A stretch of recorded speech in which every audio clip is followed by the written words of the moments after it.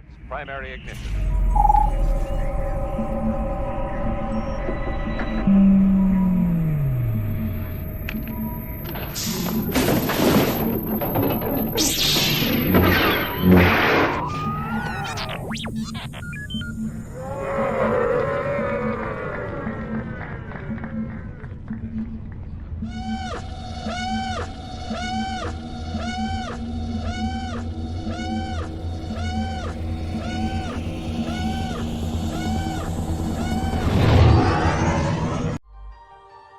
Hi, my name is Omid Iftahi. I play Dr. Pershing in The Mandalorian, and you are watching the virtual Cantina Network.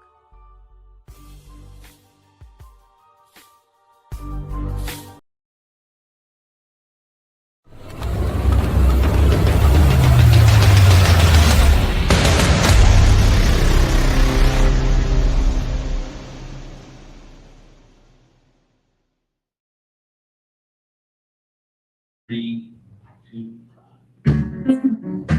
Ladies and gentlemen, we give you, courtesy of the virtual Cantina Network, Machtails for the Cantina Live! Hello, everybody, and welcome to Machtails from the Cantina Live. How's everyone doing tonight? Woo! Special guest on the show, Diana Lee Inosanto. Give it up. All right, we're gonna get the party started with some questions that you guys hopefully don't know, because that's how we roll. If you did not get a swag bag, there's one here. There is a QR code on the card back featuring our special guest today. There is also a raffle ticket in there. She's going to pull a ticket at the end.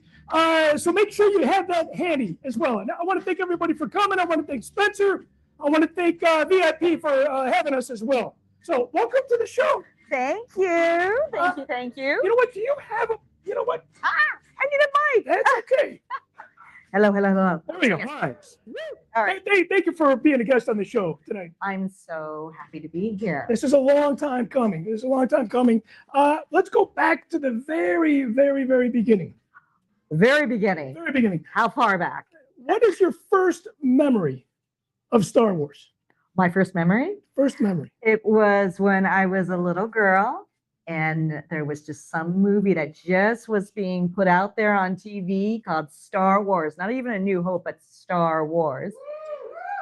And my dad had to do this international, I guess you could say, seminar camp, martial arts camp.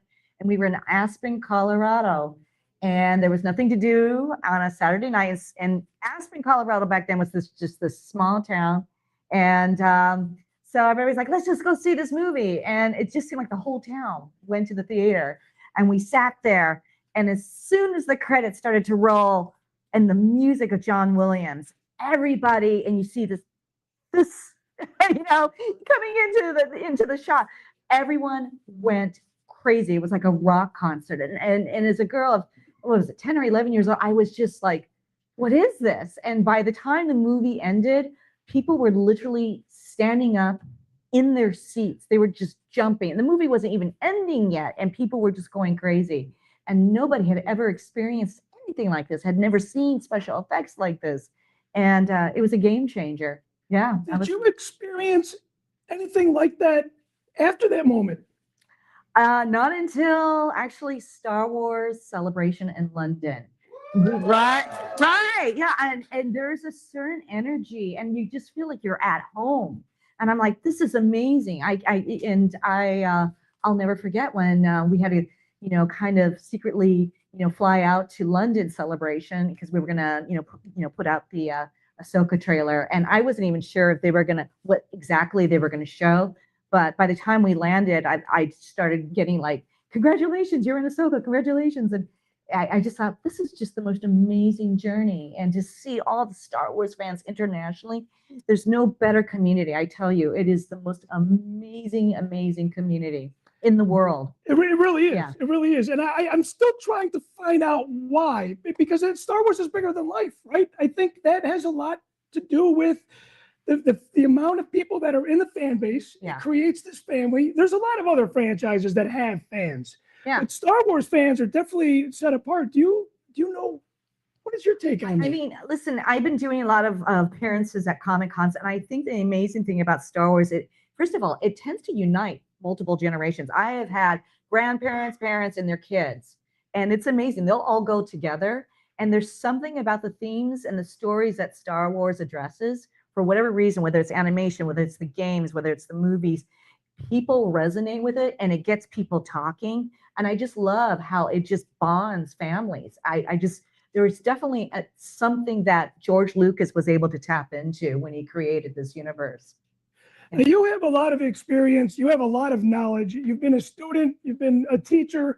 You've been director, writer, author. I mean, the list goes on. All the awards that you've won. Is there anything from Star Wars that you learned that you did not learn anywhere else? Yeah. When I got the call to start working on Mandalorian, which, by the way, that was a miracle how that all happened. But I will say this, what I loved about working for the Star Wars community, or really I should say productions, is you start to sense there is a way that they move together as almost like a family. I call it, because my family came from Hawaii, and I love your shirt because it has I don't know if anybody can see this. This has a whole Hawaii vibe with Darth Vader, but there's an Ohana kind of spirit when you're with the Lucasfilm family, whether it's the animation, whether it's the gaming world, whether it's the production, and so I thought if as I move forward and when I direct my projects or produce any projects, I want to try to recreate that. That is something I have never seen. And I've been in the industry since 1987 when I first got my SAG card. And there's just something very special. Moonlighting, right? Was it Moonlighting? Yeah. So there you go. Yeah. What? Okay, you kind of answered it, but what does Star Wars mean to you? Does it mean Ohana? Does it mean family? Absolutely, it does for me. And maybe it's because during the time I was shooting The Mandalorian, and then all of a sudden COVID hit, right? There was the chemistry of family, and even more so because we weren't truly out of the pandemic until 2023. But so when we were filming in 2022, we were bonding on a whole other level, and I loved it because Ray Stevenson was still with us. Had Ivana, right? Yes, Ray Stevenson, rest in peace. Our Balin, and then Rosario, her spirit to just kind of lead our whole crew, cast and crew, was incredible. And yeah, there's just something about that, and it is magical, and it's almost like, yeah, there is almost like you feel like there's a force, and I just can't. It's hard to explain to people, other than maybe if you go to a Star Wars celebration or a Star Wars event like this, then you get it, right? You get it because people see something very clearly and experience something very clearly within the Star Wars universe. Now, your debut this is the 5th year anniversary of your debut in The Mandalorian. Yes, yeah. One of my biggest fears the Jedi episode, right? Amazing. I think it's just so fascinating that it's already been 5 years. I know, it went by quick. I was just with Rosario, and I was at Comic-Con Scotland, so Rosario and I were both reminiscing, like, wow, I can't believe it went by so fast. But yeah, 5 years. And that particular episode, I didn't know would be possibly the turning point, whether or not Ahsoka would actually become a show. And I'm kind of glad I didn't know, because when we were filming The Mandalorian, like the day that we had to do our fight scene, I mean, that was the day like George Lucas and Kathleen Kennedy and Doug Chiang all came to set to watch Dave Filoni direct that episode with Jon Favreau, who was our producer, walking around. And I just thought, I'm having this out-of-body experience. And I was nervous because I'm thinking, I really had to deliver. And I'm so glad I didn't know that, this was so much weight on this particular episode about whether or not Ahsoka would become a series. And thank goodness people resonated with that episode. And that's what, gave, I guess, Lucasfilm and Disney the thumbs up to go, yeah, let's do this, So. Now, what did you have a full circle moment when I know you had the Beskar spear, but your father taught Bruce Lee the staff. The nunchucks. Oh, yeah, the nunchuckles. Yes, yeah. Did you have And they shared other knowledge together for sure, particularly with the Filipino martial arts and other weaponry. Yeah, they were like explorers together. Oh, and in a time in the 1960s where people only encouraged you and expected you to only study one system, it was actually very taboo to even for like a karate man to say, you know what, I'm going to study Muay Thai, or if you're a boxer, you're going to study maybe, jiu-jitsu. It was just, you stayed in your own corner was kind of the thought process back then. And my godfather, basically Uncle Bruce, I called him, and my dad, I mean, they really said, no, we believe that it's important to share information, to have crossover, to share ideas. And so in their circle, they had all kinds of friends from so many different styles and systems. And so they encouraged it. And that's why my godfather came up with a concept, the word Jeet Kune Do. And it was really a philosophy that was born in his time to really encourage people to find their own walk. And it changed everything. It was a game changer. And I'm so glad I had that in my roots. When you were with the Beskar Spear in Ahsoka, how much of your father and how much of Uncle Bruce were you channeling? Oh, well, thank you. Well, first of all, I think because of them, that's how Dave Filoni found me on Google, on the internet. Can you believe that? That Dave Filoni found me. A lot of people don't realize he was the one that discovered me. Let me back up a little bit. So Jon Favreau and Dave, I guess, had a discussion, and Jon turned to Dave like, I really feel if we're going to introduce Ahsoka live action with Rosario Dawson playing Ahsoka, we need to find an actress who is authentically a martial artist, or a martial artist who can hopefully act. And basically, I'm paraphrasing this, Dave said, I'll try to find her. And he went on Google and he put out, like, I've heard two different stories, woman martial artist or badass woman martial artist. Either way, it led him to find the trailer to a movie I did 10 years earlier that I wrote, directed. The Sensei? Yes, The Sensei. And that I starred in, hoping that maybe I might, possibly find a different pathway into the Hollywood system. But it took 10 years for him to find me. And Dave goes, okay, let's have her come in and read for us. And I thought it was a joke because I couldn't even get a Hollywood agent to even take me as an actress, despite having an independent film underneath my belt. Nobody would take me. But lo and behold, when I went in to audition, I had 3 days to prepare. Sorry, I'm jet lagged. I'm coming back from Scott. Prepare. And 4 days later, I got this call. And by the way, when you look at the script, it's disguised. You would never know in a million years that you were auditioning for a Star Wars project at all. And my agent goes, my manager says, look, they want you. And I'm like, fantastic. I cried. I'm like, wait a minute, what am I doing? I have no idea what I'm doing. What did I just audition for? And I wouldn't even know until about, look at me, I'm getting all emotional. About a month later, when they said, Ms. Inosanto, please come and, to this address. We want you to first practice with the stunt team and come to the set. And I get there, and lo and behold, the first person to greet me was Jon Favreau. And he walked me around the volume straight to Dave Filoni. And then they told me the story about how they found me. So it is wild. But yes, my martial arts, had I not had that in my background, I don't know if they would have found me. And so I'm grateful every day of my roots and my culture that this has led me to this unbelievable experience and to be with all of you. So this is incredible. I think that's the payoff. I know you're a very humble person, and I know you said, and I was reading an interview that you did online some time ago that said it was so important for you to not sell out. You've declined roles because they did not jive with your beliefs. I think that is a testament to not selling out.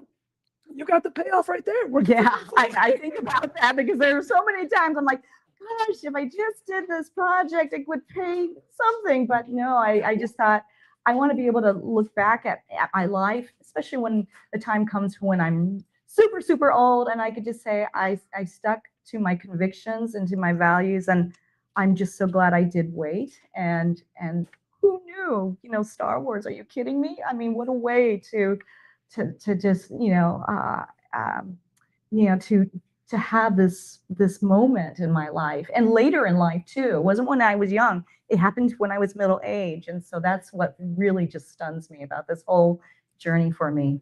You've done so much. You've worked on so many projects. What is your favorite project that you've worked on? Outside of Star Wars? Yeah, outside of Star Wars, right? Because I'm thinking It's so hard to top that. That's really hard to say because almost every. What are you most proud of, I should say? Oh, well, I'm definitely proud of Mandalorian. I'm proud of Ahsoka, but I'm also really proud of Tales of the Empire, which was the animation. The Lucasfilm animation team. Oh my gosh, it's so next level. I loved working with the animation team. But you know, I have moments in time that I loved working on different projects. I loved working on Buffy the Vampire Slayer when I used to be Sarah Michelle Gellar's double. A lot of people don't know that when I was younger. Yeah, I was called in to double for her. So that first season, I did, you know, her stunts, the martial arts aspect of it for the first 4 or 5 seasons. And then later on, I went on episodes. After 4 or 5 episodes in, I got a call to work on Walker, Texas Ranger. And that's kind of what started my whole stunt career. It's kind of crazy. Even though I was an actress, struggling actress trying to make it, I go, at least stunt work will keep me in the industry. I will still be able to be part of the Screen Actors Guild. And more important, I treated it like my film school. So every set I was on, every production from Face Off, I'm trying to think of, I mean, I've worked different shows, but yeah, I treated it like film school for me. And that's inevitably what prepared me to write, direct, produce, and star in my own independent film, The Sensei. Yeah. The Sensei and the book that you wrote, The Curious Mind of Sebastian. Right. They both deal with bullying. Yes, they do. I wanted to ask you, if somebody does not have the martial arts knowledge, self-defense knowledge, how can one deal with bullying, a parent or a child? Ooh, well, there's different ways. I think it's important for parents, first of all, to be tuned into their kids. Really important from teachers to also be observant of bullying. And I can't imagine today with the internet, because you know it's complicated when you have the whole world now at your fingertips, and people can kind of just in a split of a second just be able to say anything and everything. And sometimes it's not pretty what people say, you know. But I think the most important thing is to strengthen your spirit with as much information and to learn to love yourself. There was a thing, particularly in the Sensei, I wanted to make sure that people understand it's important to love yourself. Despite whatever message you get that might be negative, if you are solid in your beliefs and understanding of who you are, then a lot of times that will help to be able to shield yourself from anything out there. And then to also, I think it's important too to have a support system. When I did the Sensei, that was a very controversial project at the time. And people were going, wait a minute, you're doing a martial arts film that deals with a gay teenager in the time, it takes place in the 1980s, and we're dealing with sensitive subjects like the AIDS epidemic back then. But after I did that movie, I could not believe how many people were like writing to me saying, thank you for making this project. I feel seen.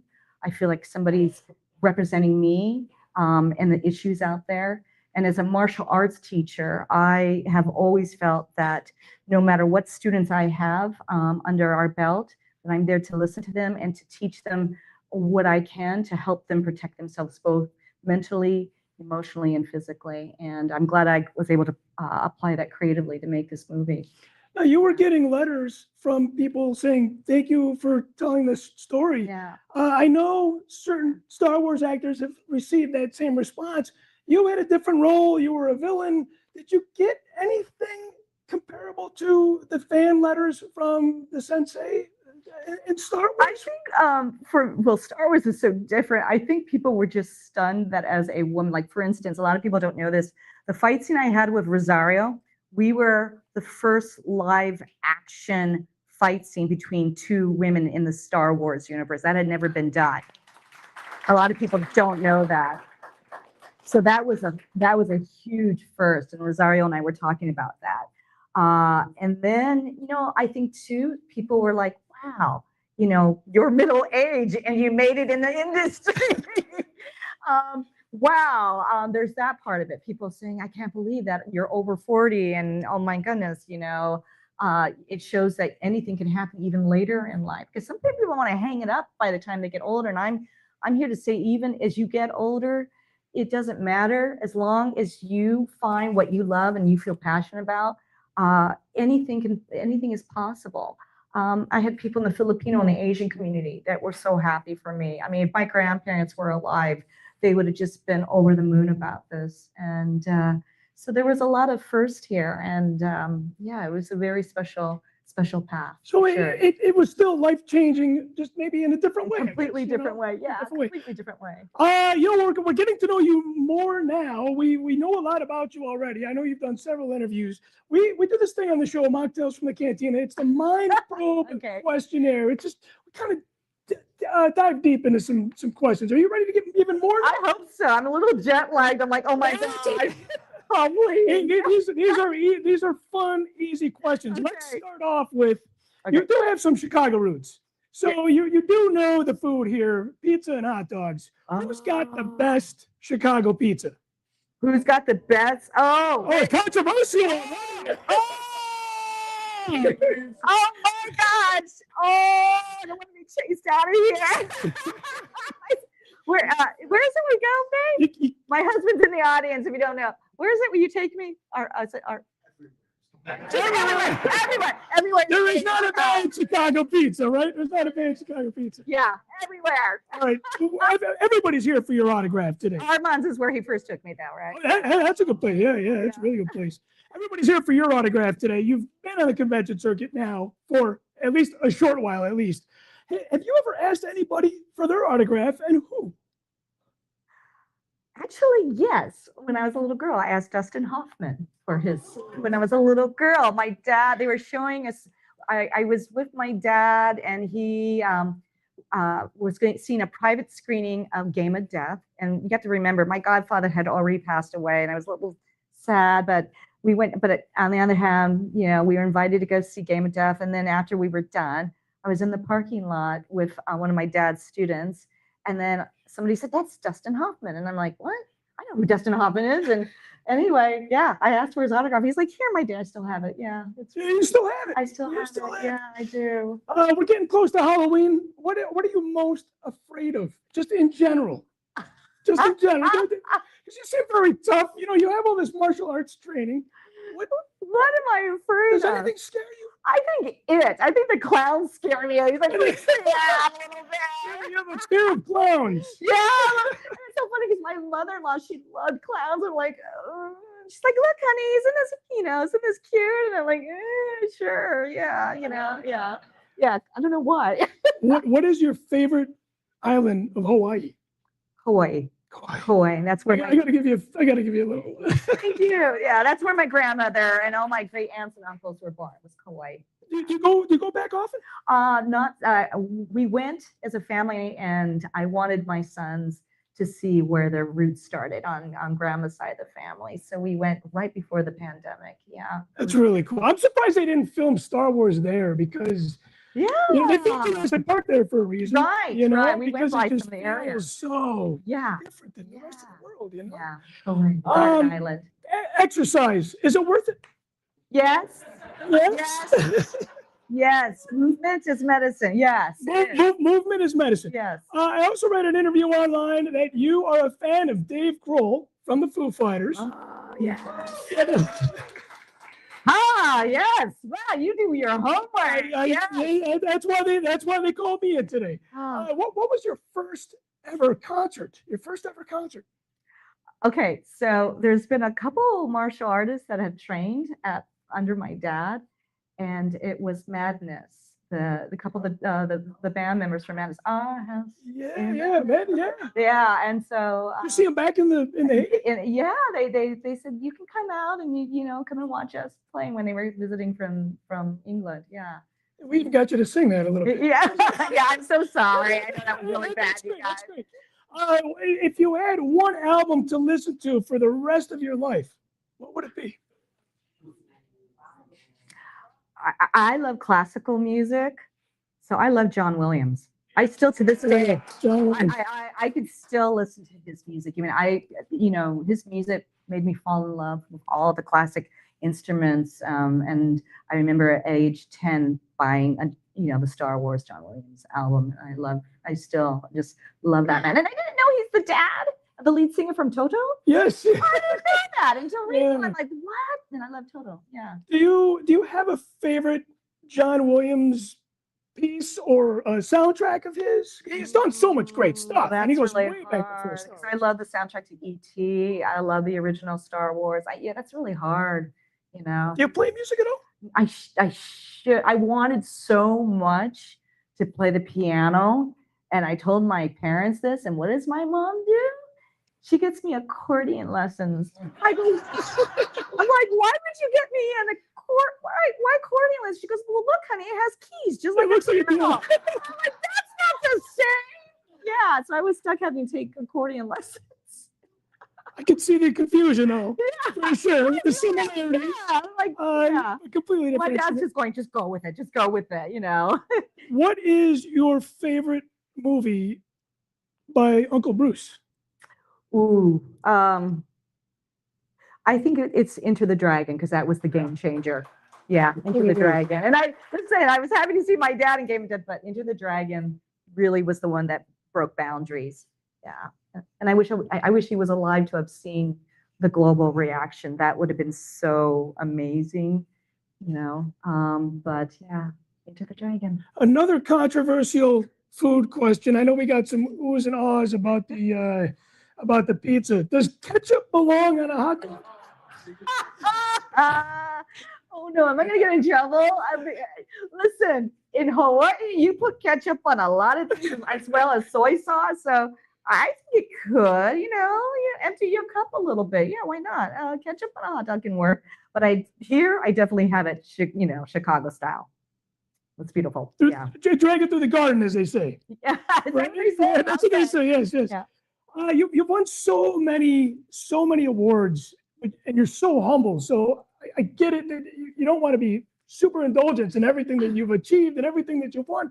But what is the one award that you have won that means the most to you? Probably the American Courage Award in Washington, D.C. That was a big one, yeah. Because there were members of Congress there in the room, and that the move, and it was really for what I had to go through. There were a lot of trials and tribulations to make the sensei, and there were some people that weren't too happy that I was making it. But I thought this is a movie that should be out there, and apparently I ended up getting like the Matthew Shepard Foundation championed my movie out there, and then all of a sudden there was a buzz that was kind of happening. And then before I knew it, they're saying, we want to honor you with this award because we know it took a lot of courage. And I remember when I flew out to Washington, D.C., and I'm just seeing all these amazing people that have an impact on our culture and our society. And they were there. And I just thought, wow, this is really amazing. I'm touched, and I'll never forget that moment. So that was really cool. Well, thank you for taking the Mind Probe questionnaire. Did you feel more known now? Do I feel more known? Yes. Do I feel more known now? After taking that questionnaire? Yeah, sure. Why not? Yeah. Hopefully you guys learn a lot more about it. Let's do a little either or. Let's go back to Star Wars. Let's go back to Okay, Star Wars. go back to Star Wars. Prequels or sequels? This is an either or kind of scenario. Oh, man, that's got pizza, hot dogs, and prequels or sequels in it. Prequels or sequels? Have you seen all the Star Wars movies? Oh, yeah. Ooh. I don't know. Can I just stay original? What is your favorite Star Wars movie of all time? Okay. Oh gosh. All right. Movie. There's a tie because as a kid, I loved Empire Strikes Back. Favorite, yes. However, honorable mention to Rogue One with a dotted line to Andor. I love Rogue One because that is a story that deals with people, even though they are not necessarily force sensitive, they're absolutely being used as a force for good. And that's why I love the premise of Rogue One and Andor. Yeah. Do you have a favorite female lead from the Star Wars movies? I And, love- you know, typical Star Wars TV shows. Well, as for a that kid, I loved Princess Leia, of course. She's classic. You know, Carrie Fisher. Oh my gosh. But I love Jen. matter. Yeah, Yeah, Jen was from, awesome. from Rogue One. Yeah, it's a great character. She was probably the badass of Star Wars movies. She really was. Carrie Fisher. Yeah. Okay, I was going to say Jen Erso. Princess Leia, but yeah, I mean, it's so hard. Listen, I'm so, and then there's, I mean, Rosario is amazing too. Is Ahsoka, I love. I remember my son Zachary, who's here today. I remember as a kid we would watch, you know, Rebels and Clone Wars, and we would watch. I remember taking my other son Sebastian to see Ahsoka, and I mean, I'm sorry, Clone Wars the movie, and I actually loved Ahsoka because she reminds me of me as a kid with my dad, you know, and the kind of the training and the discipline, and Yeah, I kind of related to Ahsoka in that way too. So would you say that she's your current favorite? Yeah, sure, absolutely. Rosario might go. Come on, man. Yeah, I met her a couple years ago. She's a really Isn't she really nice. amazing? Yeah, she is Isn't amazing. she, of She- course. I felt when I met her, I felt like I knew her my whole life. She was that kind Yeah. of person, you know. Yeah, she's amazing. So R2 or 3PO? R2. Why is it? I just like R2D2. I mean, look, I mean, he's definitely on everybody's mind one way or another. R2D2 is really cool. Hopefully he's in everybody's living room this week with these cool exactly. speakers. Yeah. So yeah, R2D2, I think. But I do love C3PO, but R2D2. All right, Han or Luke? Oh, Did you have a crush on any? The guys when you were- yeah, I did. Mark Hamill, yeah, I remember that. Yeah, Luke Skywalker for sure. Yeah, Now, did you get a chance to meet Mark? not yet. We follow Not each yet? other, but yeah, not yet. Is there anybody that you have not met in the Star Wars world of actors that you would love to have dinner with? I would love, and I'm so jealous because I met John Boyega at Dragon Con. He was telling me how he and Harrison Ford went out to dinner. I'm like, what? Yeah, Harrison Ford for sure. For sure, our Han Solo. Yeah. Now, talking about John, I know John has been one of a small handful of actors that has expressed some frustration with the critical side of the Star Wars fan base. Yeah, I mean, I think he came in because, you know, through a different phase of the whole Star Wars, how do you say, rolling out of things. So I don't know, his experience is very unique and different. So I can't imagine what he went through. I know, you know, there were reports of, like, even with the prequels, you know, there were some people that may not have been, you know, great with, you know, some of the stars because maybe they were more original Star Wars. But the beautiful thing is, and this is where Lucasfilm is really smart, they know that it comes down to the kids. And so what I love is a lot of times these kids grow up and they remember, you know, they remember Hayden, they remember Ewan and Jake Lloyd, yeah, I all remember that, that. you know. And so I am seeing, you know, for people that were younger, like that saw John out there, they are going, wow, I see myself represented, and they've grown up now, right? Yeah, yeah. So Lucasfilm, George Lucas, they get it about, there's something about kids, you know. Many of the fans that love Clone Wars, grew up with Clone Wars and Rebels, they are now grown up, and my gosh, you know, I see them now at Comic Cons, and they love Ahsoka, they love Sabine, they love Ezra Bridger, you know, all these characters because they grew up with them. Do your kids? You have two kids? I have two kids, so my son Zachary and my other son Sebastian. Who the book was based on? Yeah, yes. right. He did the illustrations for it. Yeah. Do your kids think it's cool that mom is in the Star Wars universe? Zach. All right, like the thumbs up. Thanks, son. So he does. He does. In fact, my other son Sebastian, I think you were my Zach was gone, and my husband was away in Italy having to teach martial arts somewhere, and I had no one to run lines with for The Mandalorian when I was auditioning, right? And he didn't, and there was no, all I could do was just run lines with my son. He was the only one. I could never tell him what it was for until the night the Mandalorian, the Jedi episode aired, and I didn't even tell him I was in it. I just thought, I'm going to see if he even recognizes me. And he goes, "Oh my God."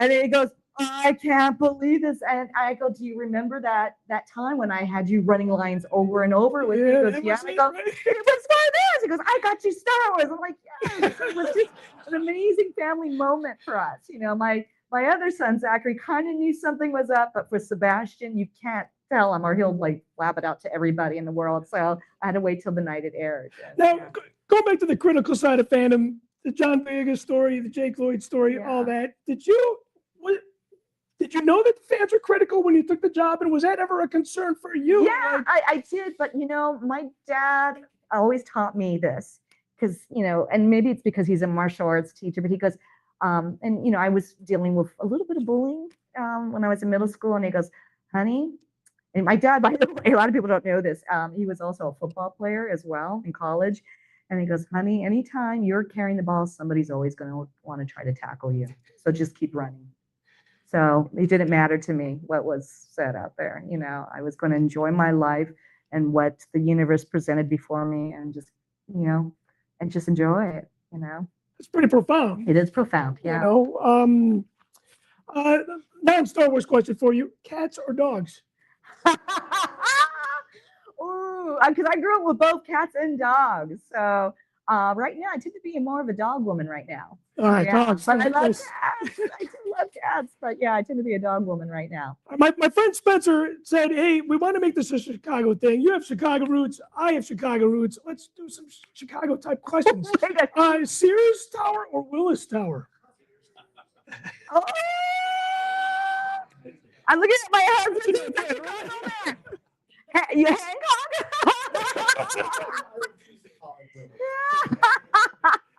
It's city or suburbs? Oh my gosh. I love the city. I do love the city. What is it about this city that you love so much? Because you're a California girl, I right? am. I'm a California woman, but I've been married to my husband of nearly 30 years. And he's from here. He's a Chicago man. Absolutely.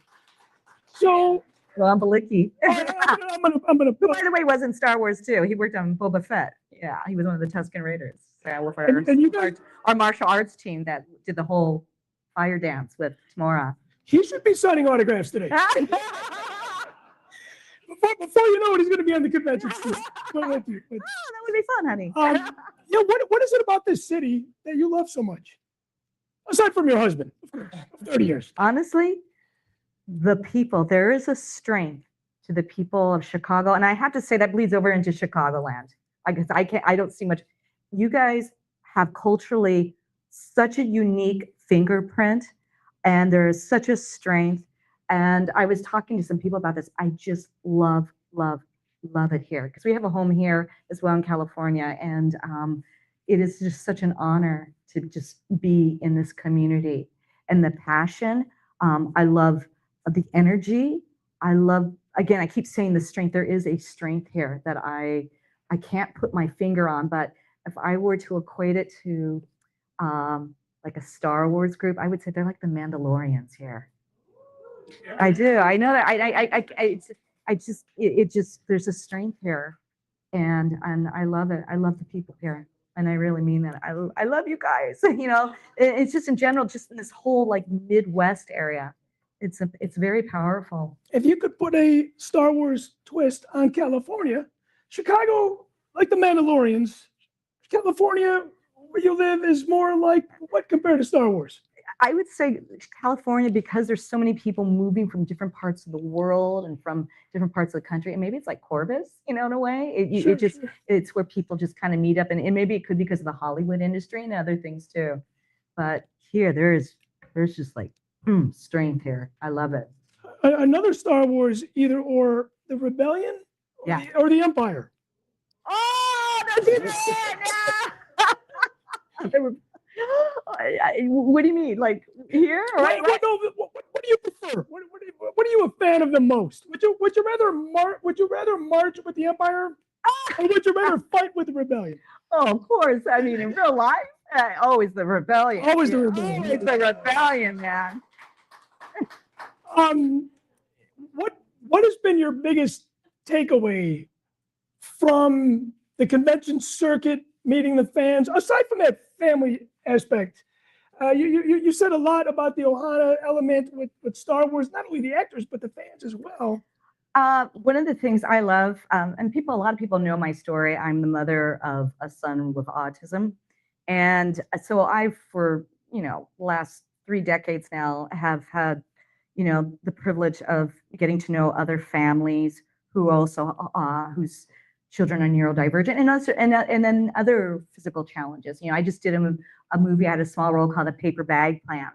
And it stars Cole Massey, who plays, who really in real life has cerebral palsy and is partially blind and has some autism. And what I'm so grateful for is I've always wanted in my own way to be a force for good way before I ever did Star Wars. And now that I am doing these Comic-Cons, I had the privilege of meeting all these families that have very similar walks to my walk as a mother of a son with autism. And I understand their walk. And I love that I'm meeting adults who said, thank you for, seeing us. I have autism, or thank you. I have a son who has Down syndrome. And so I feel like I'm in a position to be an ambassador. In fact, I had somebody recently say that, like, when you are working for the Star Wars world, you are basically out there an ambassador. And so I love meeting all my fans, and I love hearing their stories. And I know sometimes they travel long distances just to come and see us and be with us. And so I take that to heart. I love that I've met groups like the 501st, Rebel Legion, Mandel Mercs. These are charity organizations, and they are out there making a difference, visiting children who are in hospice, visiting children who are going through such a tough time, and yet they are bringing force, magic, kindness, compassion. And so I feel like I get to be part of that community. So that's what I love. And I think that's really the essence of the Star Wars fan community, is giving back. Giving back. To the community. And absolutely. I think even the fans are ambassadors. Yes, absolutely. Yeah, absolutely. Pass on the goodness of it. Absolutely. All right, we got one more controversial Chicago question. You might have to refer to your husband on this one. I know. My advisor, Ron Balicki. Coats or socks? She threw out the pitch for the socks. I did. Okay, so other people don't know, I had trained Melissa McCarthy for Spy. Did anybody see Melissa? Yeah. So I had actually trained her for her fight scene, the whole scene in the kitchen with the knife. And so I think it was like our 5-year anniversary of the Sensei. And we had a screening here in Chicago. And so one of the people that was helping to promote that also said, hey, by the way, the White Sox would like you to come out and throw the first pitch. And I had never done that. I was so scared, but that was real fun. But I love the Cubs too. All right, Cubbies. I love their story, Yeah. The other dogs that did it, so it's pretty incredible. Is it on your bucket list to throw out the first pitch for the Cubbies? I would love that.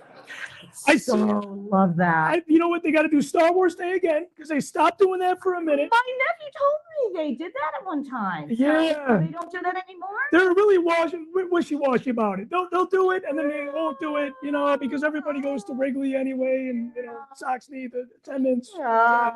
I'm get myself in trouble. Teach me, Chris. Okay.